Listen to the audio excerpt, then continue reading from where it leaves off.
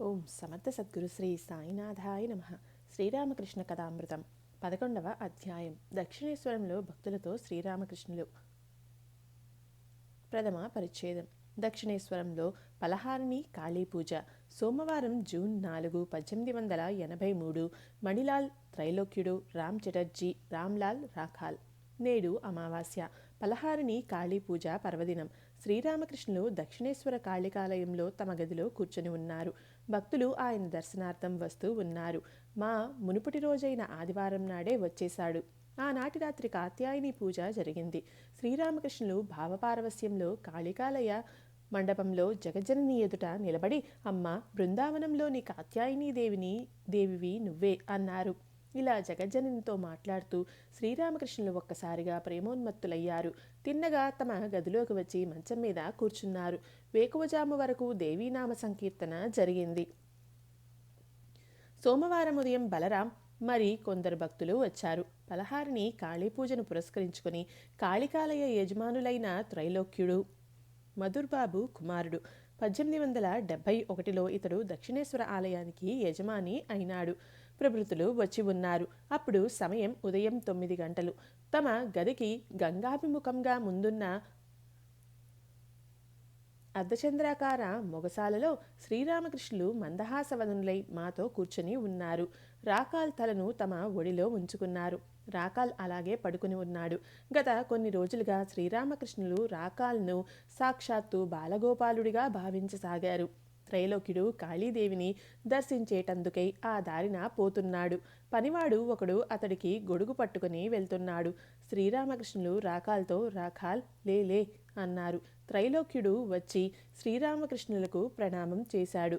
శ్రీరామకృష్ణులు త్రైలోక్యుడితో, ఏమోయ్, గత రాత్రి యాత్ర అనగా నాటక ప్రదర్శన జరిపించలేదా? త్రైలోక్యుడు,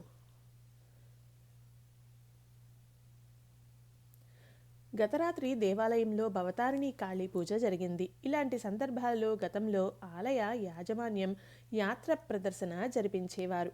త్రైలోక్యుడు, లేదండి, జరిపించటానికి వీలు పడలేదు. శ్రీరామకృష్ణులు, ఈసారి జరిగిందేదో జరిగిపోయింది. ఇకపైన ఎన్నడూ ఇలా జరగకుండా చూడు. ఆలయ సాంప్రదాయాలను ఖచ్చితంగా పాటించాలి సుమా. త్రైలోక్యుడు, అలాగే అంటూ తన దారిన వెళ్ళిపోయాడు.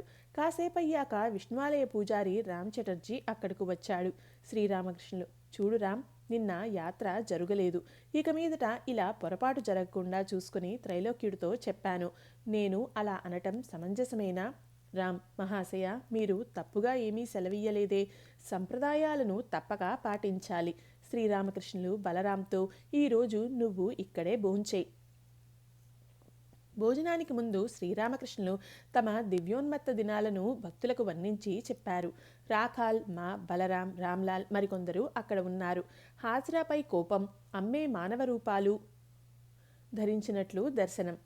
శ్రీరామకృష్ణులు, అప్పుడప్పుడు హాజరా నాకు ఉపదేశం చేయటానికి ముందుకు వచ్చేవాడు. అతడు ఇలా అనేవాడు, మీరు ఈ యువకుల నిమిత్తం ఎందుకు అంతగా యోచిస్తారు? ఒకరోజు బండిలో బలరాం ఇంటికి పోతూ ఉన్నప్పుడు దీన్ని గురించి ఎంతో కలతకు గురైనాను. అమ్మతో ఇలా అన్నాను, తల్లి, నరేంద్రుడు తదితర యువకుల గురించి ఇంతగా ఆలోచించడం ఎందుకని హాజరా నన్ను అడుగుతున్నాడు. భగవచ్చింతన వదిలిపెట్టి ఈ యువకుల గురించి ఎందుకు ఆలోచిస్తుంటావు అంటున్నాడు. ఈ ఆలోచన నా మదిలో మెదలటమే తరువాయి అమ్మ తానే మానవ రూపాలను ధరించానని లిప్తలో నాకు తెలియచేసింది. కానీ ఆమె పవిత్రాత్మలలో సుస్పష్టంగా ప్రకాశిస్తోంది. ఈ దివ్య దర్శనం గాంచి నేను సమాధి నిమగ్నుడను అయినాను.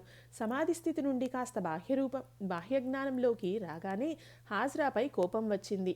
ఈ వెధవ నా మనస్సును కష్టపెట్టాడు అనుకున్నాను. తర్వాత ఇలా ఆలోచించాను, పాపం, వాడిని మాత్రం తప్పేముంది? వాడికి ఈ విషయాలు ఎలా తెలుస్తాయి?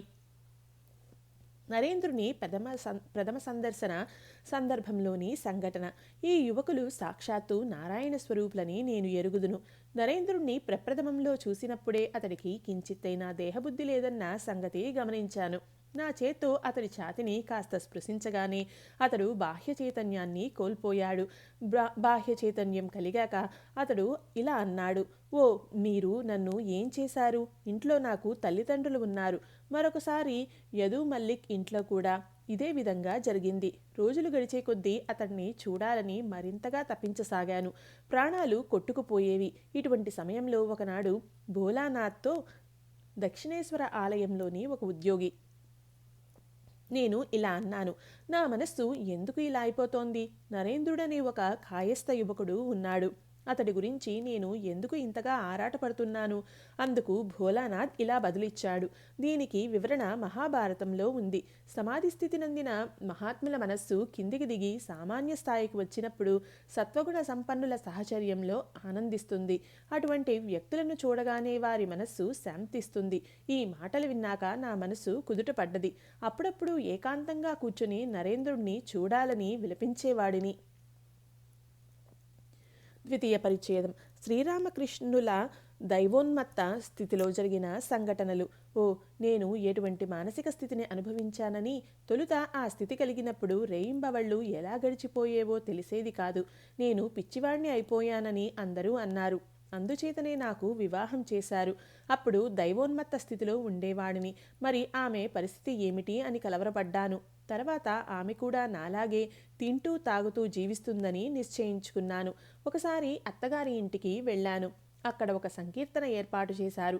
పవిత్ర భగవన్నామ సంకీర్తనతో అదొక గొప్ప ఉత్సవంలాగా జరిగింది. అప్పుడప్పుడు నా భవిష్యత్తు గురించి ఆశ్చర్యపోతూ ఉండేవాణ్ణి. అమ్మతో ఇలా అనేవాణ్ణి, తల్లి, ఇక్కడి భూస్వాములు నాకు గౌరవం కనబరిస్తే నాకు కలిగిన ఆధ్యాత్మిక అనుభూతులను వాస్తవాలుగా పరిగణిస్తాను. ఈ భూస్వాములు తమంతట తామే వచ్చి నాతో మాట్లాడి వెళ్ళారు. సుందరి పూజ, కుమారి పూజ, రామ్లాల్ దర్శనం, సీహోర్లో గొల్లబాలురు, మధుర్ ఇంట్లో.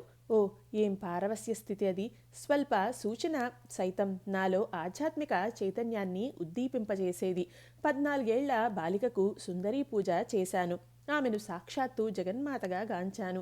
పూజానంతరం ₹1 దక్షిణ సమర్పించి ఆమెకు ప్రణామం చేశాను.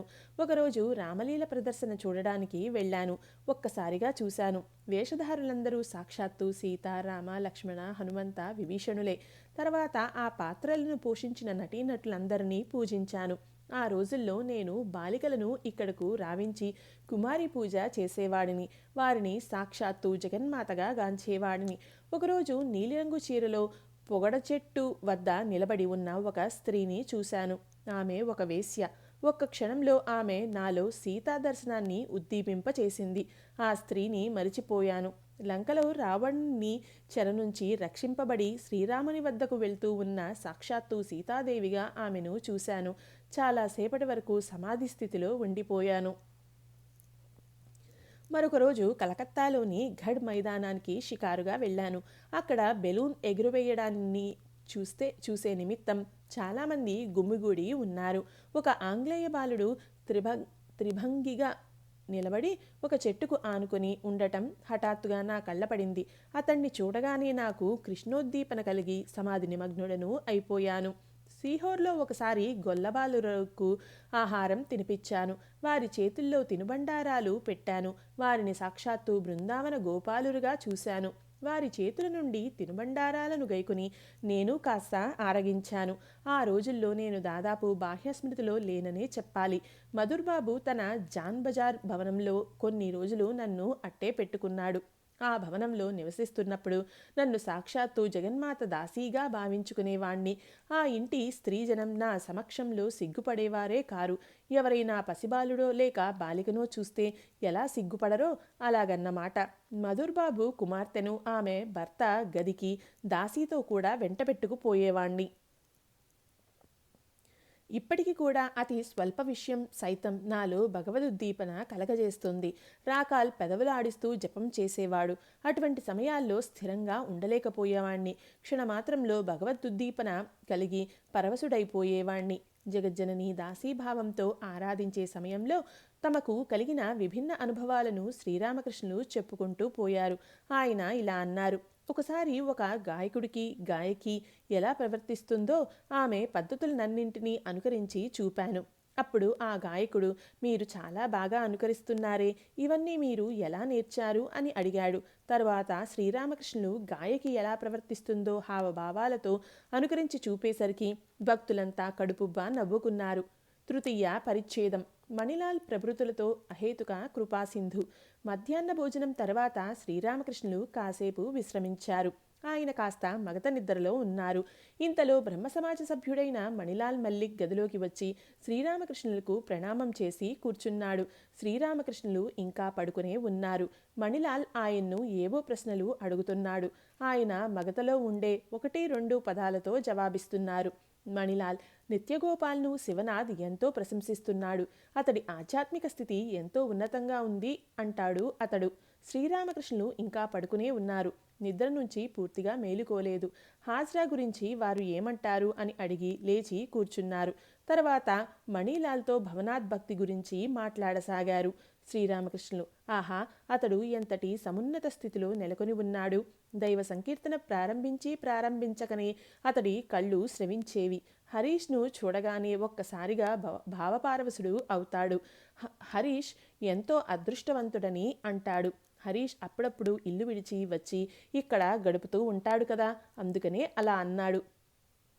మాతో సరే, భక్తి కలగటానికి హేతువు ఏమిటి? భవనాథ్ వంటి యువకులకు ఆధ్యాత్మిక భావాలు ఎందుకు జాగృతమవుతున్నవి? మాకు ఏం చెప్పాలో తెలియలేదు. శ్రీరామకృష్ణులు, ఇది ఎటువంటిదో తెలుసా? మనుషులందరూ చూడడానికి ఒకేలా అగుపిస్తారు. అయితే కజ్జికాయలలో లాగా కొందరిలో పాలకోవా నింపబడి ఉంటుంది. కజ్జికాయ లోపల మినపప్పు నింపవచ్చు, లేకుంటే పాలకోవా అయినా నింపవచ్చు. అయితే చూడడానికి మాత్రం రెండూ ఒకేలా కనిపిస్తాయి. భగవంతుణ్ణి తెలుసుకోవాలనే ఆకాంక్ష, ఆయన పట్ల ప్రేమ, భక్తి, వీటినే పాలకోవాగా పేర్కోవచ్చు. గురువు అనుగ్రహంతో ముక్తి, స్వరూప దర్శనం శ్రీరామకృష్ణుల అభయం. శ్రీరామకృష్ణులు భక్తులకు అభయం ఇస్తూ మాట్లాడసాగారు. శ్రీరామకృష్ణులు మాతో కొందరు ఇలా తలపోస్తారు. బహుశా నాకు భక్తి జ్ఞానాలు అలవడవు. నేను బద్ధజీవిని. కానీ గురువు అనుగ్రహం ఉంటే ఎంతమాత్రం భయపడవలసిన పని లేదు. ఒకప్పుడు గర్భం ధరించిన ఆడపులి ఒకటి మేకల మందపై పడ్డది. అలా మందపై దూకేటప్పుడు అది పులిపిల్లను ప్రసవించి చచ్చిపోయింది. ఆ పులిపిల్ల మేకలతో పాటే పెరుగసాగింది. ఆ మేకలు గడ్డిని మేసేవి. ఈ పులి పిల్ల కూడా గడ్డినే మేయసాగింది. మేకల మాదిరిగానే ఇది కూడా మే మే అని అరవసాగింది. క్రమంగా ఆ పిల్ల పెద్ద పులిగా ఎదిగింది. ఇలా ఉండగా ఒకరోజు మరొక పెద్ద పులి ఆ మేకల మందపై దాడి చేసింది. అక్కడ పచ్చిగడ్డి తినే ఆ పెద్ద పులిని చూసి ఆ పెద్ద పులి విస్తుపోయింది. దాని వెంట పరిగెత్తి దానిని దొరకపుచ్చుకోవడంతో అది మే మే అంటూ అరవసాగింది. ఈ పెద్ద పులి ఆ మేక పులిని నీటి వద్దకు ఈడ్చుకుపోయి దానితో ఇలా అంది, చూడు, నీళ్లలో నీ ముఖాన్ని చూసుకో, అది నా ముఖంలాగే ఉండటం గమనించు.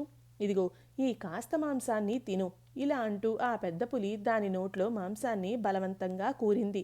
కానీ ఆ పచ్చగడ్డి తినే పులి ఆ మాంసఖండాన్ని తిననే తినదు. మే మే అంటూ అరవసాగింది. కానీ క్రమంగా అది రక్తం రుచి మరిగి మాంసాన్ని తినసాగింది. అప్పుడు ఆ పెద్ద పులి ఇలా అంది, ఇప్పుడు అర్థమైంది కదా, నేను ఎవరినో, నువ్వు కూడా అదే. ఇక రా నాతో పాటు అడవిలోకి వెళ్దాం. అందుకనే గురువు అనుగ్రహం కలిగినప్పుడు భయానికి తావే ఉండదు. నువ్వు ఎవరివో, నీ స్వస్వరూపం ఏమిటో ఆయన నీకు తెలియచేస్తాడు. ఒకంత ఆధ్యాత్మిక సాధన చేయగానే గురువు ఇదే అని తెలియచేస్తాడు. అప్పుడు శిష్యుడే సత్యం ఏమిటో అసత్యం ఏమిటో స్వయంగా తెలుసుకోగలుగుతాడు. భగవంతుడొక్కడే సత్యం, ఈ ప్రపంచం అనిత్యం అని తెలియవస్తుంది. కపట సాధన కూడా మంచిదే. జీవన్ముక్తుడు సంసారంలో ఉండగలడు. ఒకనాటి రాత్రి బెస్తవాడొకడు ఒక తోటలో ప్రవేశించి అక్కడ ఉన్న చెరువులలో వల వేసి దొంగతనంగా చేపలు పడుతున్నాడు.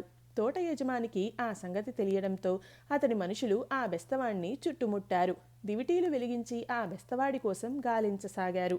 ఈలోపు బెస్తవాడు ఒంటి నిండా బూడిద పూసుకొని సాధువులా నటిస్తూ ఒక చెట్టు కింద కూర్చున్నాడు.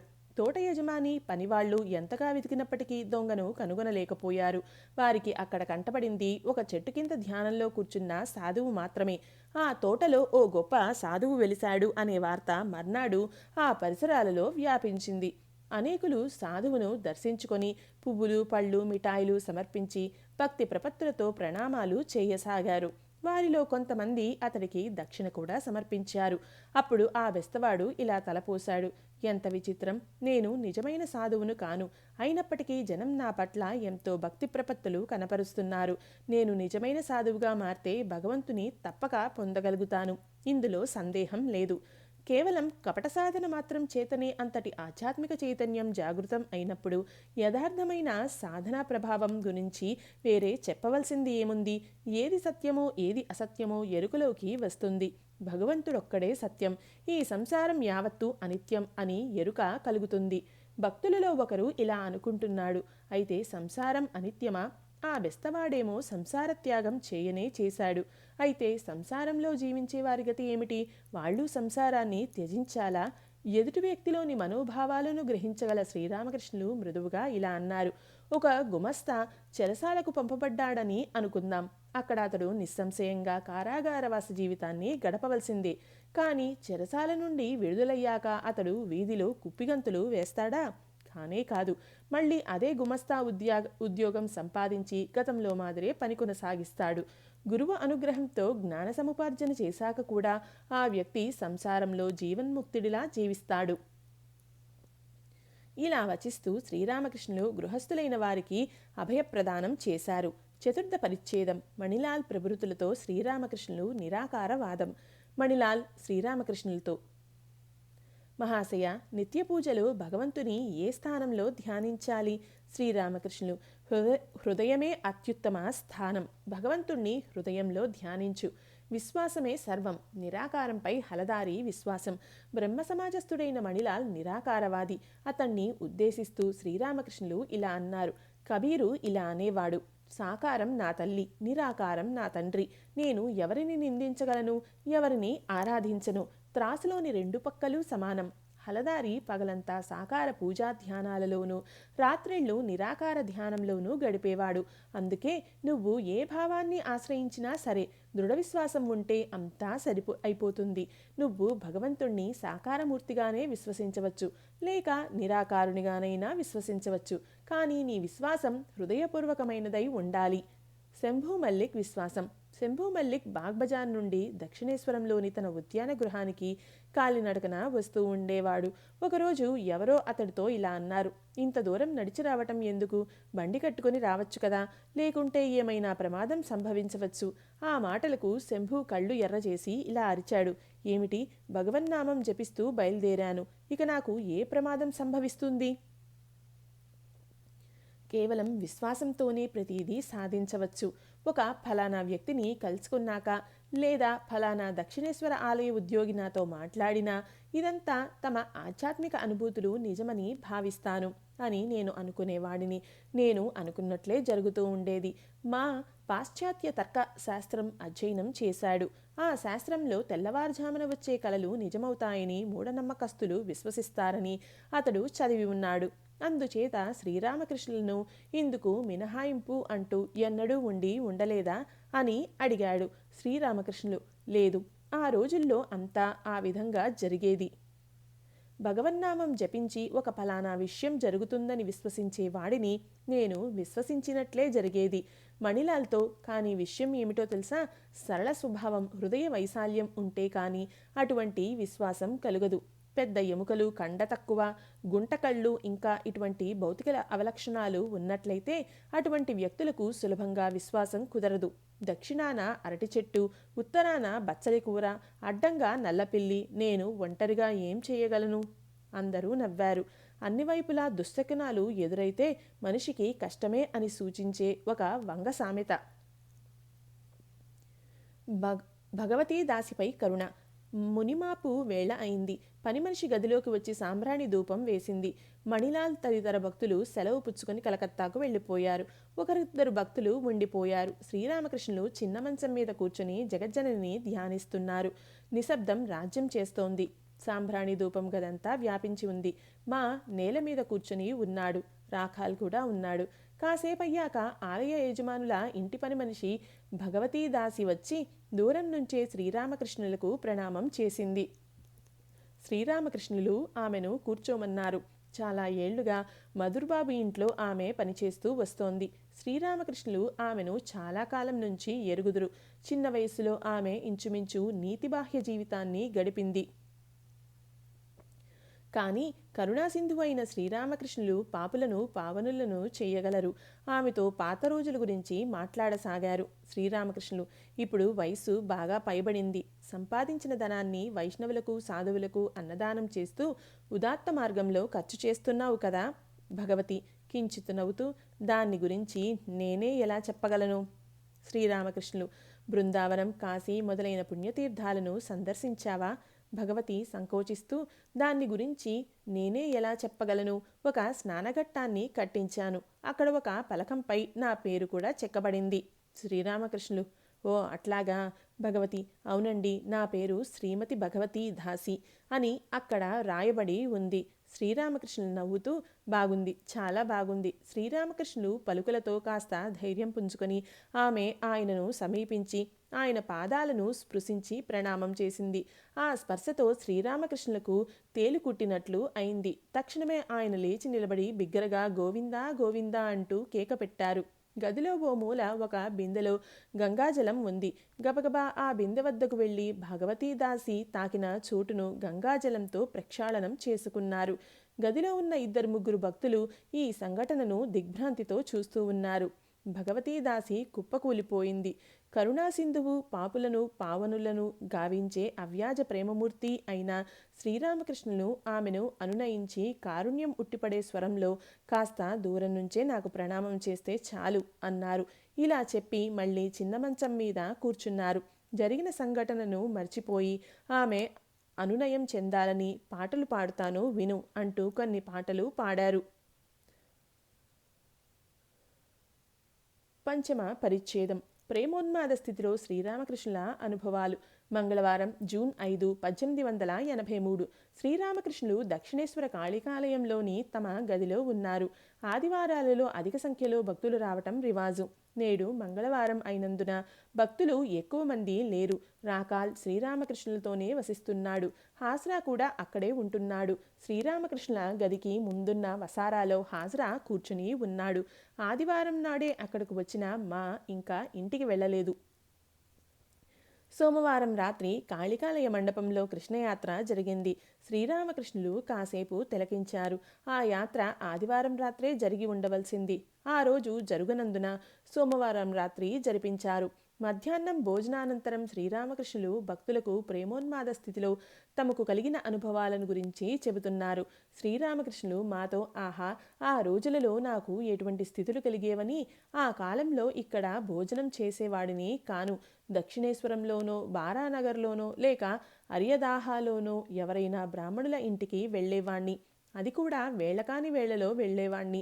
అక్కడికి వెళ్ళి ఒక్క మాటైనా పలుకకుండా మౌనంగా కూర్చుండిపోయేవాణ్ణి. విషయం ఏమిటని ఇంట్లో వారు ప్రశ్నించినప్పుడు నేను ఇక్కడ భోజనం చేస్తాను అని మాత్రమే పలికేవాడిని, అంతే. అంతకుమించి వేరే ఏమీ మాట్లాడేవాడిని కాను.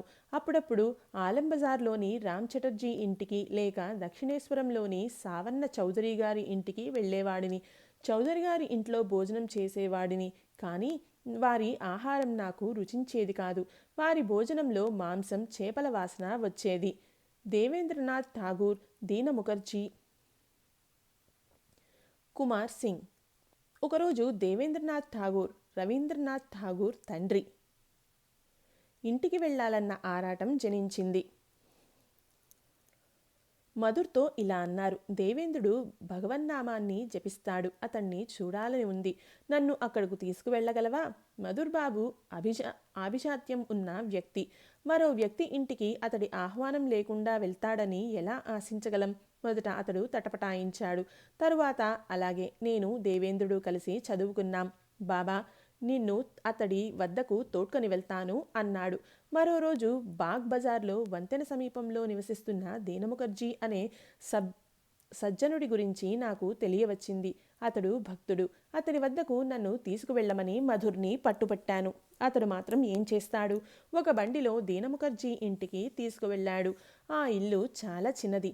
పెద్ద బండిలో ఎవరో ధనవంతుడు రావటంతో ఆ ఇంటివారు ఇరకాటంలో పడిపోయారు. మేము సందిగ్ధంలో పడ్డాం. పైగా ఆనాడు దీనముఖర్జీ కుమారుడి ఉపనయనం కూడా. జనంతో ఇల్లు కిక్కిరిసి ఉంది. కూర్చోవడానికి కూడా చోటు లేదు. మేము ఒక పక్కనున్న గదిలోకి ప్రవేశించబోతూ ఉండగా ఎవరో, ఆ గదిలోకి వెళ్ళకండి, అక్కడ స్త్రీలు కూర్చుని ఉన్నారు అంటూ కేకపెట్టారు. నిజానికి అదొక దురవస్థ. తిరిగి వస్తున్నప్పుడు మధురబాబు నాతో, బాబా ఇక మీదుట నీ మాట విననంటే వినను అన్నాడు. నేను నవ్వి ఊరుకున్నాను. ఆహా, అప్పుడు ఎటువంటి స్థితులు కలిగాయని. ఒకసారి కుమార్ సింగ్ సాధు సంతర్పణ చేస్తూ నన్ను కూడా ఆహ్వానించాడు. అక్కడకు ఎంతోమంది సాధువులు వచ్చి ఉండటం చూశాను. నేను వెళ్ళి కూర్చోగానే అనేక మంది సాధువులు నా గురించి అడగసాగారు. వాళ్ళు అలా అడగడం ప్రారంభించగానే వారిని వదిలిపెట్టి మరొక చోట కూర్చున్నాను. వీరికి ఈ విషయాలన్నీ ఎందుకో అనుకున్నాను. తరువాత ఆకులు వేసి అందరినీ భోజనానికి కూర్చోబెట్టారు. ఎవరూ ఏదీ చెప్పకమునుపే నేను భోజనం ప్రారంభించాను. ఓ, ఎటువంటి మనిషి ఇతడు అని వారిలో కొంతమంది సాధువులు అనటం నా చెవుల పడింది. షష్ఠ పరిచ్ఛేదం. హాజరాతో సంభాషణ, గురుశిష్య సంవాదం. అప్పుడు సమయం సాయంత్రం దాదాపు 5 గంటలైంది.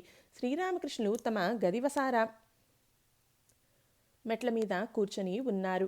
హాజ్రా, రాఖాల్, మాలు ఆయన పక్కన కూర్చొని ఉన్నారు. హాజ్రా సోహం అనే వేదాంత భావాన్ని అనుసంధానం చేసే వ్యక్తి. శ్రీరామకృష్ణులు హాజ్రాతో, అవును, ఆయనే నాస్తికుడు, ఆయనే నాస్తికుడు, ఆయనే మంచి, ఆయనే చెడు. శ్రీరామకృష్ణులు హాజ్రాతో, అవును, ఆయనే ఆస్తికుడు, ఆయనే నాస్తికుడు, ఆయనే మంచి, ఆయనే చెడు, సత్ ఆయనే, అసత్తు ఆయనే, జాగ్రత్తావస్థ, నిద్రావస్థ ఇత్యాది స్థితులన్నీ ఆయనవే. అంతేకాదు, ఆయన ఈ స్థితులన్నిటినీ అతీతుడు కూడా. ఈ జ్ఞానం కలిగినప్పుడు ఈ గందరగోళమంతా సమసిపోతుంది. ఒక రైతుకు వయస్సు పైబడ్డాక ఒక కుమారుడు జన్మించాడు. తల్లిదండ్రులు ఆ పిల్లవాడిని అల్లారముద్దుగా పెంచుకోసాగారు. పిల్లవాడు క్రమంగా పెద్దవాడయ్యాడు. ఇలా ఉండగా ఒకరోజు ఆ రైతు పొలంలో పనిచేసుకుంటూ ఉన్నప్పుడు పొరుగింటి ఆసామి ఒకడు అక్కడికి వచ్చి ఆ రైతు కుమారుడు జబ్బు చేసి ప్రాణాపాయ స్థితిలో ఉన్నాడు అనే కబురు చెప్పాడు. ఆ రైతు ఇంటికి చేరేసరికి కుమారుడు మరణించాడు. రైతు భార్య భోరున విలపిస్తోంది. కానీ ఆ రైతు కళ్ళు కనీసం చెమ్మగిల్లనైనా లేదు. అది చూసి ఆమె పొరుగువారితో, చూశారా, బంగారం లాంటి కొడుకు పోయినా ఈయన కంట ఒక్క బొట్టు కన్నీరు కూడా రాలేదు అంది నిష్ఠూరంగా. చాలాసేపు గడిచాక ఆ రైతు భార్యతో ఇలా అన్నాడు, నేను ఎందుకు ఏడవలేదో నీకు తెలుసా? గత రాత్రి నేను ఒక కల కన్నాను. ఆ కలలో నేను రాజునయ్యాను. 7 కుమారులకు తండ్రినయ్యాను. ఆ కుమారులు అందంలోనూ గుణాలలోనూ మిన్నగా ఉన్నారు. వారు దినదిన ప్రవర్ధమానులై విద్యాబుద్ధులు నేర్చుకున్నారు. హఠాత్తుగా నాకు మెలకువ వచ్చింది. ఆ 7 మంది కుమారుల కోసం విలపించాలో లేక ఈ కుమారుడి కోసం విలపించాలో తెలియక సందిగ్ధావస్థలో కొట్టుమిట్టాడుతున్నాను. జ్ఞానుల విచారణ ప్రకారం స్వప్నావస్థ ఎంత సత్యమైనదో జాగ్రత్తావస్థ కూడా అంతే సత్యమైనది. భగవంతుడే కర్త. సమస్తం ఆయన ఇచ్ఛానుసారమే జరుగుతోంది. హాజరా. కానీ ఆ విషయం గ్రహించటం ఎంతో కష్టం. భూకైలాస్లోని సాధువు విషయం తీసుకోండి. జనం ఆయనను ఎలా చిత్రహింసలకు గురి చేశారు. ఒక విధంగా వారు ఆయన్ను చంపారనే చెప్పవచ్చు. ఆయన సమాధి స్థితిలో ఉండటం వారు చూశారు. ముందుగా ఆయనను పూడ్చిపెట్టారు. ఆ తర్వాత నీళ్ల అడుగున ఉంచారు. పిదప వేడి ఇనుప చువ్వతో వాతలు పెట్టారు. ఆ విధంగా ఆయనను బాహ్య చైతన్యంలోకి తేవటానికి ప్రయత్నించారు.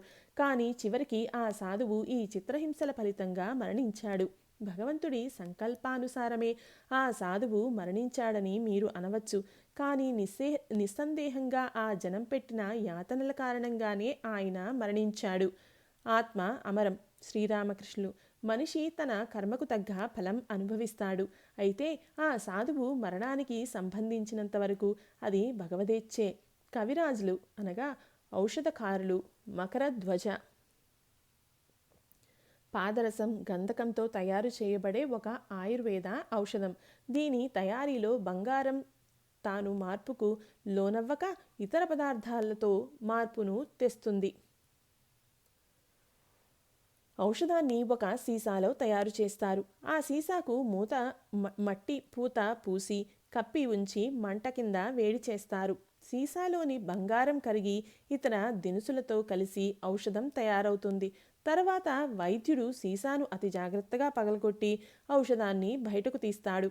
ఔషధం తయారయ్యాక సీసాను పదిలపరిచినా లేక పగలగొట్టినా తేడా ఏముంటుంది? జనం ఆ సాధువు చంపబడ్డాడని భావిస్తారు. కానీ బహుశా ఆంతరిక సత్తు పరిపక్వత చెంది తయారై ఉంటుంది. భగవత్ సాక్షాత్కారానంతరం దేహం జీవించినా ఒకటే, లేక మరణించినా కూడా ఒకటే. సాధువు అవతార పురుషుల మధ్య తేడా. భూకైలాస్ సాధువు సమాధి స్థితిలో ఉండేవాడు. సమాధిలో అనేక రకాలు ఉన్నవి. ఒక హృషికేశ్ సాధువు నుంచి విన్న విషయాలతో నా స్థితులు సరిపోలాయి. ఒంటి మీద చీమ పాకుతున్న విధంగా కొన్ని సందర్భాలలో నా అంతరాళంలో ఆధ్యాత్మిక ప్రవాహం పైకెగేయటం నాకు అనుభూతం అయ్యేది. మరికొన్ని సమయాల్లో చెట్టుపై ఒక కొమ్మ నుంచి మరొక కొమ్మకు కోతిగెంతులు వేస్తున్నట్లు అనిపించేది. ఒక్కోసారి నీళ్లలో ఈదుతూ ఉన్న చేపను తలపించేది.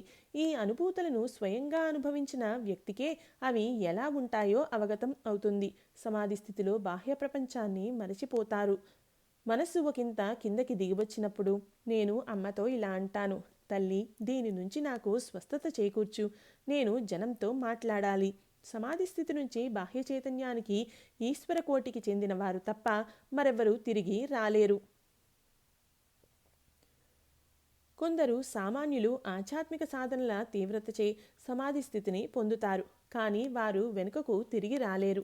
కానీ ఇతరులకు ముక్తినిచ్చే తాళం చెవిని తన చేత ఉంచుకున్న సాక్షాత్తు ఆ భగవంతుడే మానవుడుగా అవతరించినప్పుడు మానవాళి హితానికై సమాధి స్థితి నుండి బాహ్య చైతన్యానికి తిరిగి వస్తాడు. తనలో శ్రీరామకృష్ణులు మానవాళికి ముక్తినిచ్చే తాళం చెవిని తన చేత ఉంచుకున్నారా ఏమిటి? హాజరా భగవంతుణ్ణి ప్రసన్నం చేసుకుంటే చాలు. అవతారమూర్తి ఉంటే ఏమిటి, లేకుంటే ఏమిటి?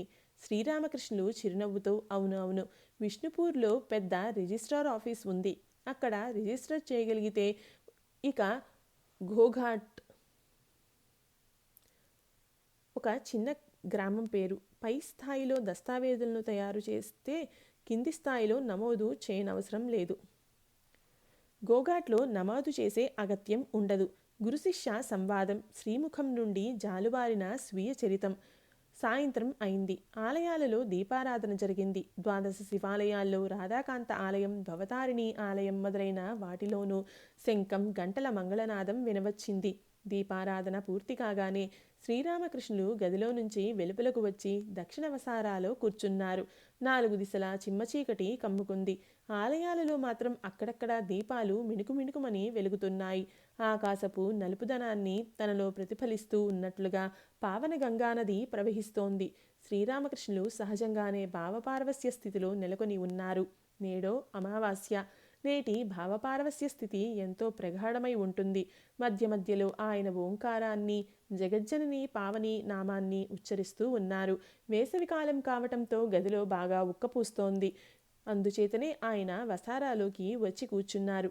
భక్తుడొకడు శ్రీరామకృష్ణులకు ఒక చాపను సమర్పించాడు. దాన్ని వసారాలో పరిచారు. అహర్నిశలు శ్రీరామకృష్ణులకు జగజ్జనని ఆలోచనయే. ఆ చాప మీద పడుకునే మాతో మెల్లగా మాట్లాడసాగారు. శ్రీరామకృష్ణులు, ఇదిగో చూడు, భగవంతుని దర్శించవచ్చు. ఆ ఫలానా వ్యక్తికి భగవద్ దర్శనం అయింది. కానీ ఈ విషయం ఎవరికీ చెప్పవద్దు. నీకు సాకారం ఇష్టమా లేక నిరాకారమా? మహాశయ, ప్రస్తుతం నాకు నిరాకారమే నచ్చుతోంది. అయితే ఆయనే ఈ సాకారమూర్తులు అన్నీగా వెలసి ఉన్నాడని కొద్ది కొద్దిగా అర్థమవుతోంది. శ్రీరామకృష్ణులు, ఇదిగో చూడు, భేల్గరియాలోని మతి సీల్గారి ఉద్యాన గృహానికి నన్ను బండిలో తీసుకువెళ్తావా? అక్కడ ఉన్న కొలనులో మరమరాలు వేస్తే చాలు. కొలనులోని చేపలు నీటిపైకి వచ్చి వాటిని ఆనందంగా తింటాయి. ఆహా, ఆ నీళ్లలో చేపల గుంపులు గుంపులుగా ఆడుకోవటం చూస్తే నాకు పరమానందం కలుగుతుంది. ఆ దృశ్యం నీలోనూ ఉద్దీపన కలుగజేస్తుంది. సచ్చిదానంద సాగరంలో ఆత్మ అనే చేప క్రీడిస్తున్నట్లుగా తోస్తుంది. అదేవిధంగా ఒక సువిశాల మైదానంలో నేను నిలబడినప్పుడు నాకు దైవీభావం కలుగుతుంది. తొట్టెలో నుండి ఒక చేపను కొలనులోకి విడిచినట్లు అనిపిస్తుంది. భగవద్దర్శనం కావాలి అంటే సాధనలు చేయవలసి ఉంటుంది. నేను కఠోర సాధనలను చేయవలసి వచ్చింది. ఆ బిల్వవృక్షం కింద నేను ఎన్ని రకాల సాధనలు చేశానని ఆ చెట్టు కింద పడిపోయి ఉండేవాడిని. అమ్మా, నీ దర్శనం కలిగించు అంటూ మొరపెట్టుకునేవాడిని. కన్నీటితో శరీరం తడిసిపోయేది. మీరు ఎన్నో కఠోర తపస్సాధనలు చేశారు. కానీ జనం క్షణమాత్రంలో భగవత్ సాక్షాత్కారం పొందాలని ఆశిస్తారు. ఇంటి చుట్టూ చేతివ్రేలును కేవలం కదిలిస్తూ పోతే గోడలు తయారవుతాయా ఏమిటి? శ్రీరామకృష్ణులు చిరునవ్వుతో అమృతుడు ఇలా అంటూ ఉంటాడు. ఒకడు మంట రగిలిస్తే 10 మంది దాని వేడిమిలో చలి కాచుకుంటారు. మరో విషయం చెప్పవలసి ఉంది. నిత్యాన్ని చేరుకున్న తర్వాత లీలలో నెలకొని ఉండటం మంచిది. మా జగన్నాటక వినోదార్థం లీల తలానికి దిగి రావాలని మీరు ఒకసారి అన్నారు కదా. శ్రీరామకృష్ణులు కాదు, అలా కాదు, లీల కూడా సత్యమే. ఒక మాట చెబుతాను విను. నువ్వు ఇక్కడికి వచ్చేటప్పుడు ఏదైనా చేత పుచ్చుకునిరా. నేను అలా అనకూడదు, అహంకారంలా అగుపించవచ్చు. అదర్కు కూడా పైన విలువైనది ఏదైనా తనతో కూడా తెమ్మని చెప్పాను. కనీసం ఒక పైసా తమలపాకులకైనా తెమ్మని భవనాథ్కు చెప్పాను. అతడి భక్తి ఎటువంటిదో గమనించావా? నరేంద్రుడు భవనాథ్ ఇద్దరు నరుడు నారీ వలె అగుపిస్తారు. భవనాథ్ నరేంద్రుడి వెన్నంటే ఉంటాడు. నీతో పాటు నరేంద్రుణ్ణి కూడా బండిలో తోడ్కొనిరా. నీతో పాటు కొన్ని తినుబండారాలు పట్టుకురా. ఇది నీకు ఎంతో మేలు వనగూరుస్తుంది. జ్ఞానభక్తి మార్గాలు రెండు భగవంతుని కడకు చేరుస్తాయి. భక్తి మార్గంలో బాహ్యాచారాలను కాస్త అధికంగానే పాటించవలసి ఉంటుంది. కానీ జ్ఞాన మార్గావలంబి విషయంలో బాహ్య పవిత్రత ఉల్లంఘన అతడికి హాని వాటిల్లజెయ్యదు. అది జ్ఞానాగ్నిలో దగ్ధం అయిపోతుంది. కార్చిచ్చులో పడవేసినప్పుడు పచ్చని అరటి చెట్టు కూడా దగ్ధమైపోతుంది కదా. జ్ఞానులు విచారణ మార్గాన్ని అనుసరిస్తారు. విచారణ చేస్తూ ఉన్నప్పుడు కొన్ని సందర్భాలలో నాస్తిక భావం జనించే ప్రమాదం ఉంది.